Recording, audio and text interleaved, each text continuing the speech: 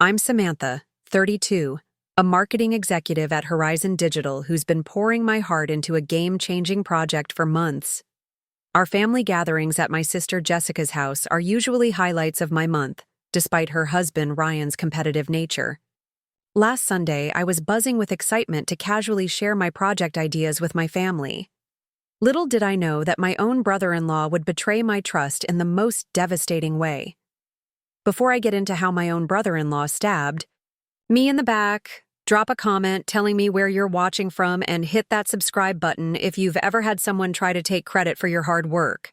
My sister Jessica and I have always been close. Growing up, we shared everything from clothes to secrets, and even as adults, that bond remained strong. When she married Ryan 5 years ago, I was genuinely happy for her. Ryan had charm, ambition, and made Jessica laugh. What more could I want for my sister? But beneath that polished exterior, I'd occasionally glimpse something that made me uneasy. Ryan had this need to be the smartest person in every room, the one with the best stories, the most impressive accomplishments. The project that eventually came between us wasn't just another work assignment. For 6 months, I'd been developing an innovative social media marketing campaign specifically designed for small businesses struggling to compete with larger corporations. The concept leveraged micro-influencers within specific communities to create authentic connections between businesses and consumers.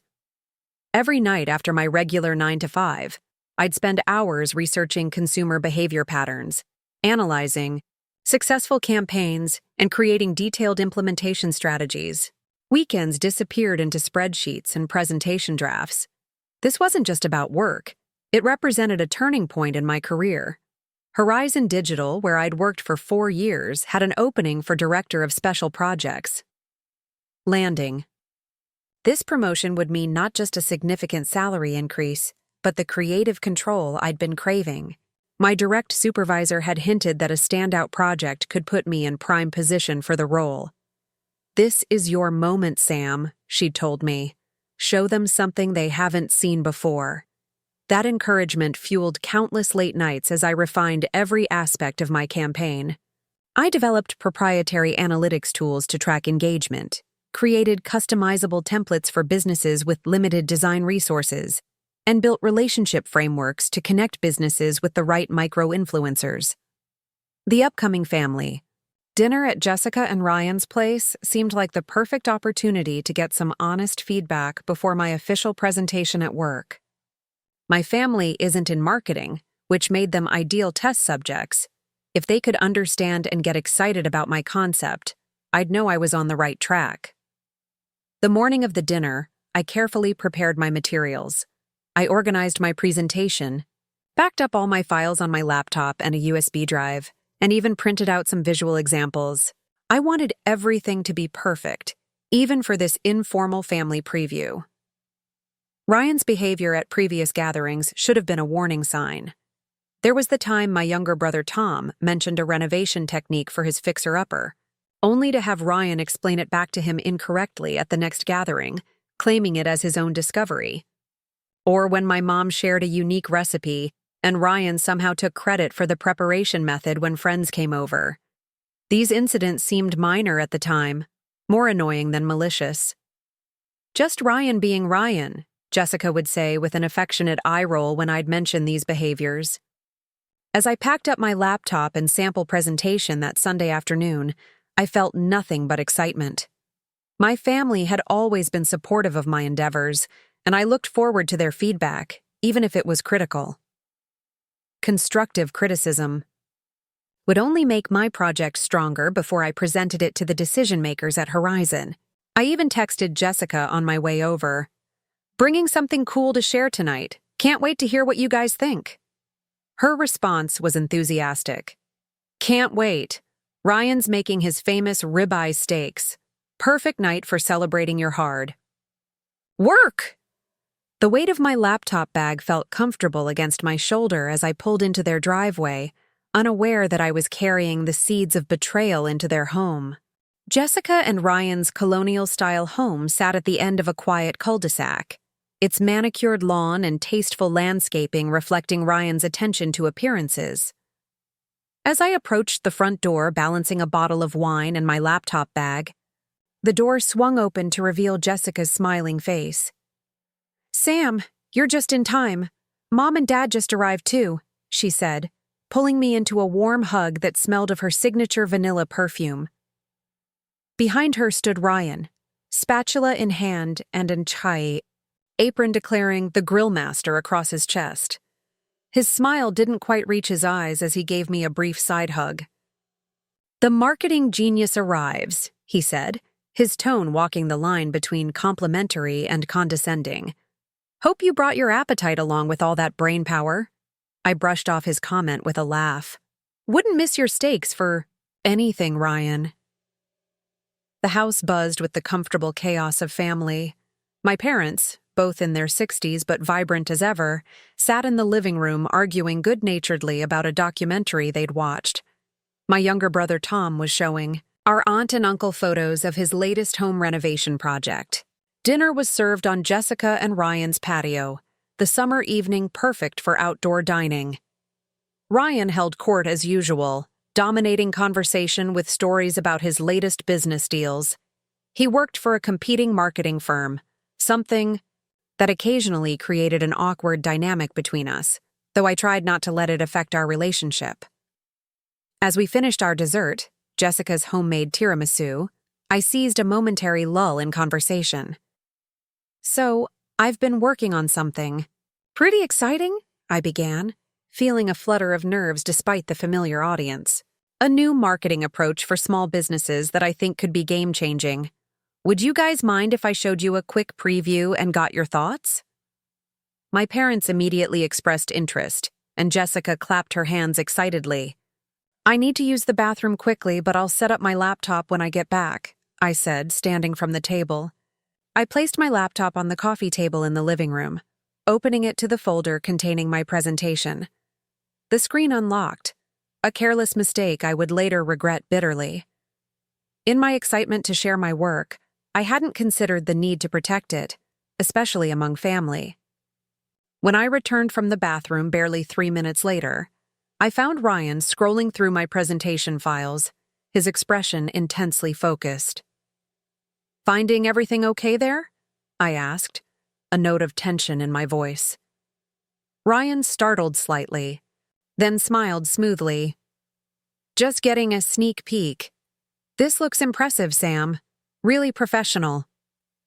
An uncomfortable sensation settled in my stomach, but I pushed it aside. This was Ryan, my brother-in-law. Surely my unease was just professional paranoia. I connected my laptop to their television and began walking everyone through the core concepts of my campaign. As I explained each element, I noticed Ryan studying every slide with unusual intensity, occasionally typing something on his phone. "So the key innovation is this relationship algorithm," I explained, showing a flowchart of my matching system for businesses and micro-influencers. It factors in audience demographics, engagement rates, and brand alignment to create partnerships that feel authentic rather than sponsored. My family responded enthusiastically, asking thoughtful questions and offering encouraging feedback.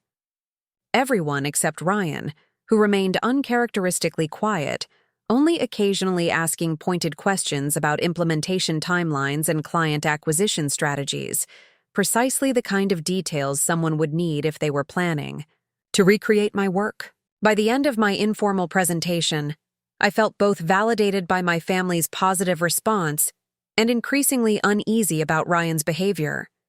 As we moved back to the patio for coffee, I caught him studying my USB drive that I'd left plugged into my laptop. When the evening ended, Jessica walked me to my car, linking her arm through mine like she'd done since we were teenagers. "Your project is amazing, Sam. You've worked so hard and it shows," she said, giving my arm a squeeze. "Thanks, Jess. That means a lot." Ryan was impressed too, though you know how he doesn't like to show it too much, she added with a laugh. I drove home with a strange mixture of pride in my work and a nagging sense of discomfort. It wasn't until I was unpacking my laptop at home that I realized my USB drive was missing. In the moment, I assumed I'd misplaced it somewhere, in my apartment. It never occurred to me that I'd left it on Jessica and Ryan's coffee table, or that Ryan had deliberately pocketed it. My phone rang at 7:30 the next morning. Still half asleep, I fumbled to answer it, recognizing my colleague Mike's number. "Hey, Sam," Mike said, his voice oddly hesitant. "Quick question. That social media campaign for small businesses you've been working on, is your brother-in-law involved with it?" The question jolted me fully awake. "What? No. Why would you think that?" "Well, it's just that he reached out to me this morning about your collaborative project. Said he wanted to discuss some technical aspects with me since I worked with you." My blood ran cold. "Mike, what exactly did he say?" "He referred to it as our project, meaning his and yours. Said he was taking point on the client presentations while you finalized the back-end details. Wanted to pick my brain about our company's implementation procedures." I sat up in bed, my mind racing. "Mike, there is no collaboration. That project is completely mine. Ryan has nothing to do with it." After hanging up, I frantically searched my apartment for my USB drive, finally remembering that I'd last seen it on Jessica's coffee table. With shaking hands, I called my sister.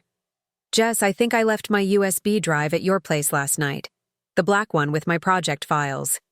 "Oh." Jessica sounded surprised. "Ryan mentioned finding something like that. He said he was going to take a closer look at some of your ideas. Said he might have some suggestions to improve it." My stomach dropped. "Jessica, I need that drive back immediately. Those files are confidential company information." "I'm sure he's just trying to help, Sam. You know how he is about business stuff. I'll have him call you when he gets out of his morning meeting." But Ryan didn't call. My repeated attempts to reach him went straight to voicemail. As the morning progressed, my anxiety escalated to full-blown panic when a notification popped up on my phone. A LinkedIn update showing that Ryan had scheduled a meeting with Riverstone Boutiques, one of the very clients I had identified as a perfect fit for my campaign. Then came the email from my boss, Barbara. "Sam, just got a call from Ryan Thompson at MarkEdge. He mentioned your collaborative project for small businesses. Didn't realize you were working with competitors now. Let's discuss this at your earliest convenience." My career was imploding in real time. The project that was supposed to earn me a promotion was now being presented as a collaboration with a competitor by my own brother-in-law. My friend Aisha listened patiently as I unloaded my situation during our emergency lunch meeting. "You need to confront him directly," she advised, her expression grave. "Family or not, he's stealing your intellectual property." "But Jessica, this could destroy her marriage," I protested weakly. Aisha fixed me with a steady gaze. "And what about your career? The hundreds of hours you put into this project? Are you willing to sacrifice all that to avoid family drama?" She was right. After lunch, I called Ryan again, and this time he answered. "Sam, I was just about to call you," he said, his voice artificially bright. "Your project has some solid fundamentals. I've been making some improvements to the presentation structure." "Ryan," I cut in, struggling to keep my voice level, "that project is my intellectual property. You had no right to take my files or present my work as your own." "Whoa, slow down," he said, his tone shifting to one of patronizing patience. "I think you're overreacting. I'm just polishing what you started. Between your concepts and my connections, we could really make this work. I've already got meetings set up with potential clients." "Without my permission," I pointed out. "You stole my USB drive and my work." "Stole is a strong word for helping family," Ryan replied, his voice hardening. "Look, I've already improved your basic concept into something clients are excited about. We can collaborate, with me taking the lead on client relationships while you handle the back-end work. It's win-win." "That's not a collaboration, Ryan. That's theft." "It's business, Sam. And frankly, your presentation needed work. I've restructured it completely. My version is much more compelling. As the conversation continued, the full scope of his betrayal became clear. Ryan had already reached out to several of my targeted clients, presenting himself as the creator of my campaign. He'd scheduled meetings for later that week and was clearly planning to move forward with or without my consent.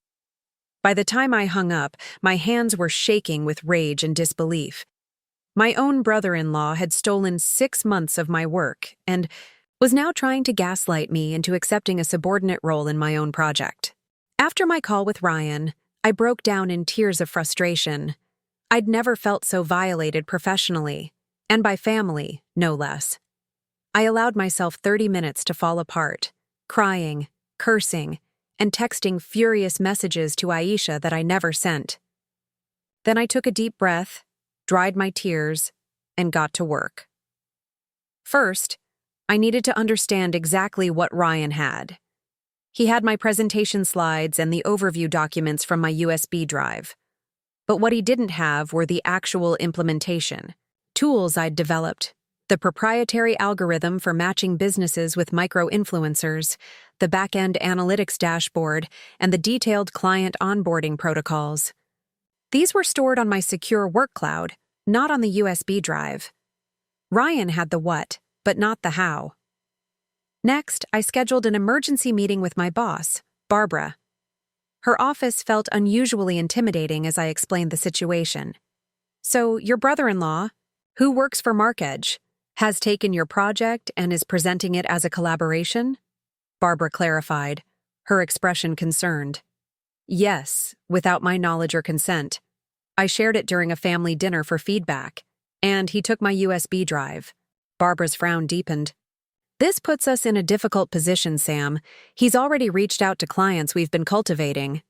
I understand, but this is my work. Everything from the initial concept to the implementation strategy. I have all the development logs and working files to prove it. Barbara studied me for a moment. How do you want to handle this? We could have legal send a cease and desist, but that would certainly create family complications for you. I thought about the monthly family gathering coming up in just 3 days at my parents' house, a gathering Ryan would certainly attend. Give me until Monday, I said finally. I have a plan. Back at my desk, I began executing my strategy. First, I updated all my cloud-stored files with enhanced security settings, removing access from any shared links. Then I created a detailed development log of my project, complete with timestamps showing my work over the past 6 months. I reached out to Mike and 2 other colleagues who had consulted on various aspects of my project, asking for emails confirming our previous discussions about the campaign. Their responses arrived quickly, each one clearly establishing my ownership of the concept and development process. Next, I contacted the clients Ryan had reached out to, scheduling my own meetings for early next week. I understand you've been approached about our small business social media campaign, I wrote in my emails. As the developer of this initiative, I'd like to personally walk you through the complete strategy. The most critical part of my plan involved creating a modified version of my presentation, one that appeared complete but was subtly flawed. I removed critical implementation details, inserted plausible but ultimately ineffective strategies, and created visually impressive but functionally empty frameworks. This version would look convincing to someone who didn't understand the underlying marketing principles but would fall apart under expert questioning. I saved this modified presentation with an obvious file name. Small Business Campaign. Final Version. And uploaded it to a shared cloud folder that Ryan would be able to find if he went looking for updated materials, like leaving cheese in a mousetrap. That evening, Jessica called. Sam, is everything okay? Ryan mentioned there was some confusion about your project. I chose my words carefully. We had a disagreement about the ownership of my work. I'm handling it professionally. He says he's just trying to help elevate your ideas, Jessica said, sounding troubled. You know how passionate he gets about marketing concepts. I understand, Jess. Let's just get through Sunday's family gathering, okay?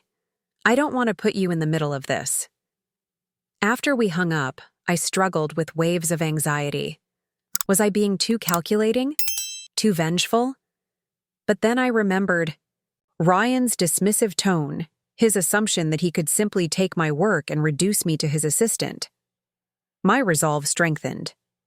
I spent the next 2 days perfecting both versions of my presentation, the flawed one for Ryan to find and the complete, correct one that I would bring to the family gathering on my secured laptop. I rehearsed answers to potential questions and prepared evidence of my ownership. By Sunday morning, I was equal parts nervous and determined. This confrontation would either vindicate me professionally or create a permanent rift in our family. As I dressed for the gathering, I reminded myself that I hadn't created this situation. Ryan had. I was simply defending what was rightfully mine. My parents' suburban home looked the same as always, welcoming, with Mom's carefully tended flower beds and Dad's perfectly maintained lawn. But as I walked up the familiar brick pathway, everything felt different. I was carrying not just a dish of my signature mac and cheese, but also a laptop containing evidence of betrayal. Inside, the usual family chaos provided momentary distraction. Mom bustled around the kitchen, Dad argued with Uncle Phil about baseball statistics, and my nephews chased each other through the living room. Jessica arrived moments after me, looking tense despite her smile. Ryan followed, carrying a bottle of expensive scotch for my father and wearing confidence like armor. "Sam," he greeted me with a brief hug that felt more like a business formality than family affection. "Good to see you." Jessica glanced between us, clearly sensing the tension. "I made your favorite chocolate chip cookies, Sam," she said, attempting normalcy. During lunch, I maintained polite conversation while watching Ryan check his phone repeatedly. His expression grew increasingly satisfied, and I suspected he had found my bait, the intentionally flawed presentation I'd left accessible. As we moved to the living room for coffee, Ryan cleared his throat. "Actually, I have something exciting to share with everyone," he announced. "A business venture I've been developing." All eyes turned to him as he connected his laptop to my parents' television. I feigned surprise, catching Jessica's confused glance. "I've been working on a revolutionary marketing approach for small businesses," Ryan began, his voice confident as he launched into the presentation. My presentation, with my examples and my data, albeit the flawed version I'd planted. I watched my family's reactions, initial interest, followed by approving nods as Ryan eloquently explained his innovative concept. My stomach churned with a mixture of anger and anticipation. "The key innovation is this relationship algorithm," Ryan explained, displaying my flowchart. "It factors in audience demographics, engagement rates, and brand alignment to create partnerships that feel authentic rather than sponsored." My exact words from days earlier. I caught my mother's puzzled look. She recognized the phrasing too. Ryan continued smoothly until my father, ever practical, asked, "This algorithm, how exactly does it weigh engagement metrics against demographic factors?" Ryan hesitated, just briefly. "It uses a proprietary weighted scoring system." "But what's the methodology?" Dad pressed. "You mentioned authenticity scoring earlier. How is that quantified?" Ryan's confident facade cracked slightly as he fumbled through an explanation that made little technical sense. He moved quickly to the next slide. My aunt asked about implementation timelines, and Ryan provided vague assurances of rapid deployment capabilities. When Uncle Phil questioned the analytics dashboard functionality, Ryan glossed over details with marketing jargon. Finally, my mother turned to me. "Sam, you're in marketing too. What do you think of Ryan's approach?" The room fell silent. Ryan's expression hardened as he braced for my response. "It's an interesting concept," I said carefully, "but I have some questions about the execution. For instance, How does the back-end database structure support the real-time matching claims? Ryan's smile became fixed. It's a cloud-based architecture. Right, but what's the data validation process for the micro-influencer metrics? And how does the system prevent engagement fraud? With each question, Ryan's responses grew more vague and defensive. The family's expressions shifted from interest to confusion. These seem like details that would be worked out in the implementation phase, Ryan said dismissively. Actually, I said, opening my own laptop, those details are fundamental to whether the system works at all, which is why I built them into my original design 6 months ago. The room went completely still as I connected my laptop to the TV and displayed my development logs, colleague testimonials, and the complete functioning version of the project, including all the elements Ryan couldn't explain. This is my project, I said quietly. Every concept, every flow chart, every line of code. I shared it with the family last Sunday for feedback, and Ryan took my USB drive without permission. I displayed the email from Mike confirming our discussions about the project months earlier, along with screenshots of my working files with creation dates going back half a year. Ryan's presentation looks like mine because it is mine. A flawed version I created when I realized what he was doing. The real campaign includes functioning tools and implementation guides that Ryan doesn't have access to. Ryan's face flushed. Dark red. This is ridiculous. We discussed collaborating. After you took my work, I interrupted. You presented my project as your own to my colleagues and my clients. That's not collaboration, Ryan. It's theft. Jessica stared at her husband, shock evident on her face. Ryan, is this true? It's a misunderstanding, Ryan insisted. Sam shared her basic idea, and I developed it further. That's not what Mike said when you called him, I countered, displaying the text message from Mike about Ryan's claim of our collaborative project. My father stood up, his expression severe. Ryan, I think you need to explain yourself properly. But Ryan had no explanation that could withstand the evidence. After several failed attempts to justify his actions, he stormed out, leaving Jessica behind, mortified and apologetic. I had no idea, she whispered, tears in her eyes. Sam, I'm so sorry. The family gathering disintegrated into shocked discussions and expressions of support for me. My mother hugged me tightly, whispering, I'm proud of you for standing up. For yourself. My father and uncle offered to speak to Ryan, but all I felt was a hollow victory overshadowed by concern for my sister and the family relationships now damaged. As Jessica prepared to leave and find Ryan, she paused at the door. What you did, exposing him that way, it was justified. But I don't know what happens next for us. Neither did I. The professional vindication felt right, but the personal cost remained to be seen. Monday morning arrived with a mixture of dread and determination.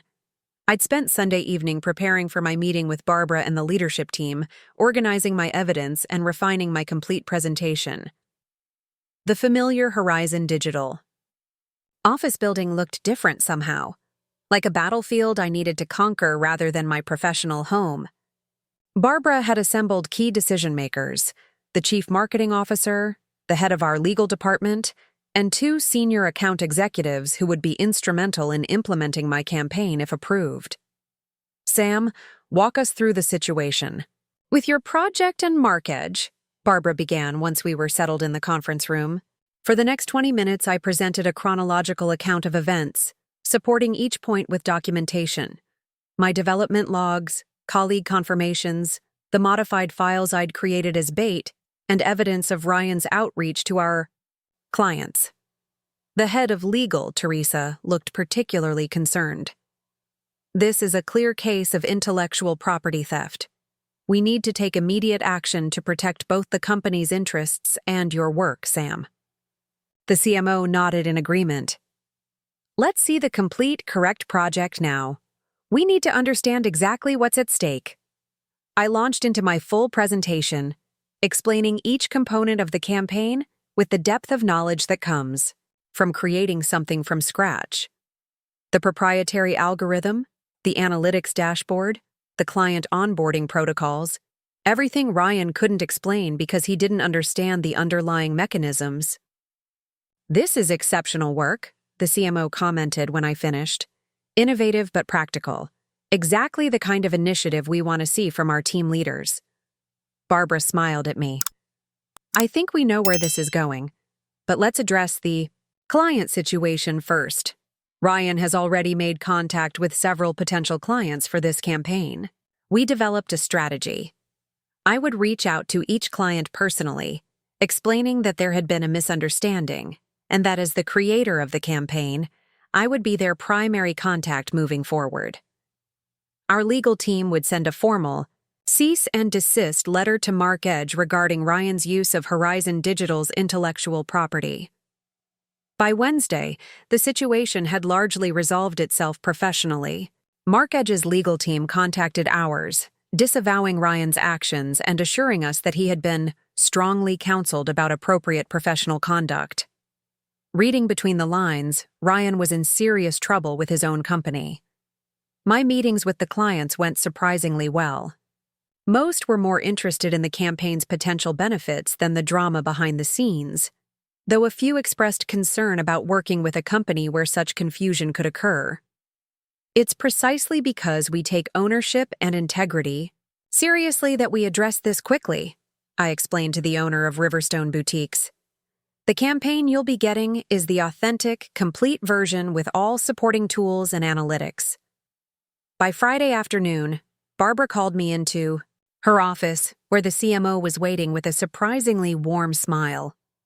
"Sam, in light of your exceptional work on the small business campaign and your professional handling of a difficult situation, we'd like to formally offer you the Director of Special Projects position," Barbara announced. "Your campaign will be the flagship initiative for the department." The promotion came with everything I'd hoped for: creative control, a significant salary increase, and the professional recognition I'd worked so hard to achieve. As I accepted with genuine gratitude, I couldn't help but reflect on the painful path that had led to this moment. Later that afternoon, I received an unexpected email from Marcom, one of the industry's leading marketing publications, expressing interest in featuring my small business campaign in their innovation spotlight. Someone at one of the client companies had mentioned it to their editor. Professional validation was flowing in from all directions, yet my personal life remained in turmoil. Jessica had left several brief, strained messages, and my parents reported that she and Ryan were working through things. The family fabric had been torn, and I wasn't sure it could be mended. As I packed up my desk that Friday, preparing to move to my new office the following week, my phone rang. It was Jessica. "Can we talk?" she asked, her voice small. "Not about Ryan or the project, just sister stuff." It was the first step toward whatever our new normal would be, and despite everything, I felt a surge of hope. "Of course," I replied. "I'm always here for you, Jess."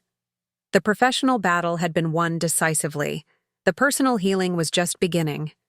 2 months later, on a crisp autumn afternoon, I sat across from Jessica at our favorite coffee shop. The small business campaign had launched successfully, gaining attention in marketing circles and delivering measurable results for our initial clients. My new role as Director of Special Projects had brought challenges and opportunities I'd embraced with newfound confidence. Jessica stirred her latte, looking more relaxed than she had in weeks. "Ryan's agreed to counseling," she said, answering my unasked question. "Both couples and individual. He's actually sticking with it." "That's good," I replied cautiously. We'd carefully avoided discussing Ryan during our weekly coffee meetings, focusing instead on rebuilding our own relationship. "He wants to apologize to you," she continued. "Properly this time, not the half-hearted attempt at Mom and Dad's last month." The family dynamics had been awkward since the confrontation. Ryan had attended family gatherings but remained subdued. his usual domineering presence notably diminished.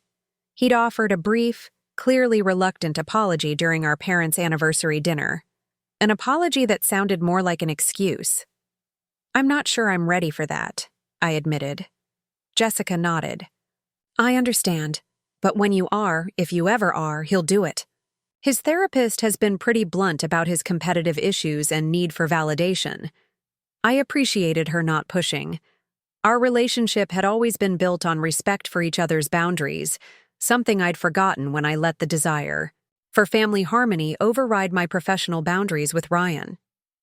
Later that week, I received an unexpected email from David Bernstein, Ryan's boss at Mark Edge. He requested a meeting to discuss potential collaborative opportunities between our firms. My first instinct was suspicion, but Barbara encouraged me to hear him out. "Sometimes the best professional relationships emerge from conflict," she advised. "Just be clear about your boundaries." The meeting revealed that David wanted to hire me as a consultant on specific projects that had nothing to do with my small business campaign. He'd been impressed by my work and my handling of the situation with Ryan. "We've implemented new intellectual property protocols at Mark Edge," David explained. "Your experience highlighted some vulnerabilities in our processes." The irony wasn't lost on me. Ryan's theft had actually created a professional opportunity. After careful consideration and discussions with Barbara, I agreed to a limited consulting arrangement that benefited both companies while maintaining clear boundaries. When I mentioned this development to Jessica during our next coffee meeting, she seemed genuinely pleased. "That's Ryan's department, but David's keeping him completely separate from your projects," she confirmed. "Ryan's actually been different lately, more reflective." That Sunday, at my parents' house, I encountered a noticeably different Ryan. Gone was the competitive posturing, replaced by a quieter, more thoughtful demeanor. When conversation turned to my recent industry award for the campaign, Ryan simply nodded and offered a brief, "Congratulations." Later, as I helped my mother, in the kitchen, Ryan approached awkwardly. "Sam, I owe you a real apology," he said, his voice lacking its usual polished confidence. "What I did was wrong, professionally and personally. I betrayed your trust and tried to take credit for your work because I was jealous of your creativity and insight. I'm sorry." The apology caught me off guard with its apparent sincerity. "Thank you for saying that, Ryan. It means a lot to hear you acknowledge what happened. I'm working on these issues I have," he continued. "The need to always be the best, to win at everything. It's cost me a lot, almost my marriage, definitely people's respect. I'm not asking for forgiveness, just a chance to show that I'm changing." We didn't become instant friends, but something shifted that day. A fragile bridge began forming over the chasm his actions had created. In the months that followed, I developed stronger documentation practices for all my projects and began mentoring junior team members about protecting their intellectual property. The painful experience had made me more vigilant, but also more determined to create an environment where creativity was both encouraged and protected. Jessica and Ryan's relationship slowly stabilized. She reported small changes in his behavior, giving credit to others, supporting her ambitions without making them about him, learning to listen rather than always dominate conversations. At work, my campaign expanded to additional clients, each success building my professional reputation. The consulting work with Mark Edge led to speaking opportunities at industry conferences, where I often addressed both innovation and ethical practices in marketing. 6 months after the confrontation, our family gathered for Thanksgiving dinner. The tension had largely dissipated, replaced by a new, more authentic dynamic. Ryan participated without trying to be the center of attention. Jessica seemed happier than she had in years. My parents had forgiven Ryan while remaining protective of me. As we shared what we were thankful for, I reflected on the unexpected lessons from this painful chapter. That standing up for yourself doesn't mean destroying relationships. that setting boundaries can actually lead to healthier connections, that sometimes the worst betrayals force necessary growth. "I'm thankful for difficult lessons," I said when my turn came, "and for the chance to rebuild what matters most." The path forward wasn't perfect or painless, but it was honest. A hard-won authenticity that felt more valuable than any project or promotion. Have you ever had to choose between standing up for yourself professionally and keeping family peace? Drop a comment below sharing how you handled that difficult balance. If my story resonated with you, please hit that subscribe button and give this video a thumbs up. I'd love to hear your thoughts on maintaining both professional integrity and family relationships when they come into conflict. Thank you for listening to my story, and remember that sometimes the hardest conversations lead to the most important growth.